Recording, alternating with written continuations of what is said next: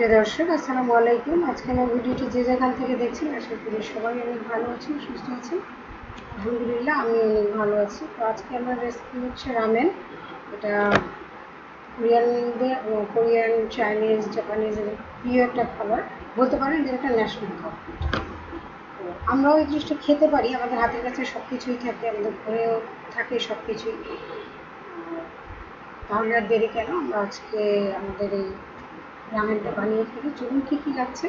এখানে আমি নিয়ে নিচ্ছি আদা টুকরা, রসুন 2 টুকরা, আলু 2টে কেটে নিয়েছি, আর এখানে ঢেঁড়স নিয়েছি আমি 2টা, আপনারা গাজরও নিতে পারেন। আর সস নিয়েছি আমি 3 ধরনের, একটা সয়া সস, একটা ওয়েস্টার সস, টমেটো সস। এবার আমি পানিগুলোকে গরম করে দিয়েছি, এবার চিকেনগুলো ছেড়ে দিব। আলু, চিকেন, আলু এগুলো একটা স্টক বানিয়ে নেব। উপকরণই একবারে দিয়ে দিলাম। খুব হেলদি একটা খাবার, আপনার যে জায়গায় আপনি ভাত খাচ্ছেন সে জায়গায় আপনি এটা জিনিসটা আপনি ডিনার হিসেবেও আপনি ব্যবহার করতে পারেন। এবার আমি ঢেকে এটাকে রান্না করতে দিব, 15 থেকে 20 মিনিট রান্না করব। এটাকে ওটা হইতে হইতে আমি নুডলসটা সেদ্ধ করে নেব, পানিটা বরফ চলে আসে। আর এই রামেনের নুডলসটা আপনার সবসময় চেষ্টা করবেন যে এইভাবেই বয়লটা করতে, কোনো রকম ভাঙবেন না। মানে এটার যে একটা সৌন্দর্য, যারা মানে ডেকোরেশনের উপরে ভিত্তি করে যারা খেতে চান তারা কিন্তু অবশ্যই রামেনের এই নুডলসটা ভাঙবেন না, তাহলে আর খেতে ভালো লাগবে না। আমি নুডলসটা ধুয়ে নেব, সেদ্ধ হয়ে গেছে। আর এই রামেনের নুডলস কিন্তু খুব বেশি এটা সেদ্ধ করা যাবে না, 80% বয়েল হলেই এনাফ।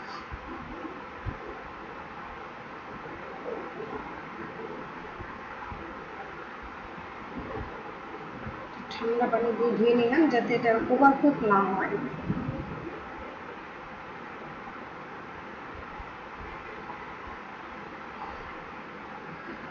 ধুয়ে আমি এবার এটাকে ঝরিয়ে দিলাম। এই ফাঁকে আমি এবার রামেনটাকে বাটার দিব, তেল দিয়ে নিলাম তেল 1 টেবিল চামচ। সাথে আমার এই সবজিগুলো কাটা এবং সেদ্ধ করা ছিল, গতকাল একটা মেয়ে রান্না করেছিলাম, আমি চিন্তা করলাম যে আজকে অবশ্যই রান্না করবো, রান্নাটাই রান্না করবো। দিয়ে দিলাম 1 টেবিল চামচ সয়া সস, 1 টেবিল চামচ এখানে ওয়েস্টার সস দিয়েছি আমি, দুইবারে 1 টেবিল চামচ দিয়েছি। আর দিয়ে দিব, এবার একটু নেড়ে চেড়ে সসটাকে একটু মিক্স করে নিলাম।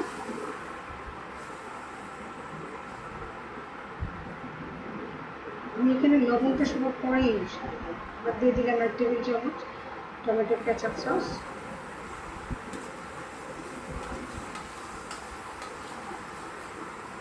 আমি হট চিলি সস ইউজ করেছি, কেচাপ না, ভুল হয়েছে। এবার একটু নেড়েছে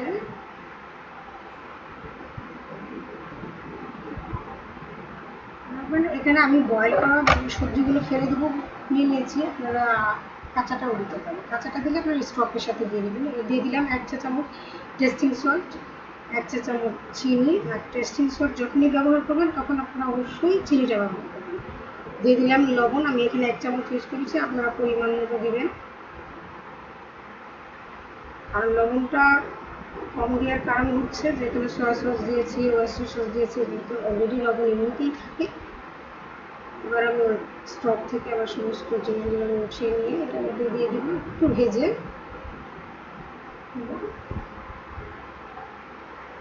এবার আমার স্টকের যে পানিগুলো আছে আমি সবগুলো এখানে দিয়ে দিলাম। এটা খেতে খুব ভালো লাগে, যারা একটু ক্লিয়ার স্যুপ বেশি পছন্দ করেন রামেনটা তাদের কাছে অসম্ভব ভালো লাগবে। আর আমি চাইবো যারা রামেন খাননি তারা অবশ্যই রামেনটা চেষ্টা করবেন আমার মতো বানিয়ে, এবং আপনাদেরও ভালো লেগেছে। খুবই অল্প সময় এটা হয়ে যায়। আমি এখানে বেশি একটা কাটছাট করিনি, 6 মিনিট 10 মিনিটের মতো লেগেছে আমার এটা রান্না করতে। নুডলসটা দিয়ে দিলাম। যদি এই মুহূর্তে আপনার কাছে আমার ভিডিওটি একটু হলেও ভালো লাগে তাহলে অবশ্যই একটা লাইক করবেন, একটা শেয়ার দিবেন, কমেন্ট দিবেন। আর আজকে যারা আমার ভিডিওটা নতুন দেখছেন তাদেরকে ধন্যবাদ। রিকোয়েস্ট করবো যে একটু সাবস্ক্রাইব করে আমার পাশে থাকবেন, পাশে থাকা বেল আইকনটি প্রেস করে রাখবেন। এবার সার্ভ করার পালা। আমি একটু বাটি নিয়ে নিয়েছি, বাটিতে আমি এখন রামেনটা সার্ভ করবো এবং এটা চেষ্টা করুন গরম গরম খেয়ে নেওয়ার। তো এই রামেনের সাথে আপনি রুটিও খেতে পারেন, রামেনের সাথে আপনি চাইলে একটা রুটিও খেতে পারেন। খুবই মজার একটা ডিশ, আপনারা বানিয়ে খাবেন এবং আপনাদেরটা কেমন হলো অবশ্যই আমাকে জানাবেন। আজকে এ পর্যন্তই। নতুন কোনো ভিডিও নিয়ে আমি আবারও চলে আসবো আপনাদের মাঝে। সে পর্যন্ত ভালো থাকবেন, সুস্থ থাকবেন। আল্লাহ হাফিজ।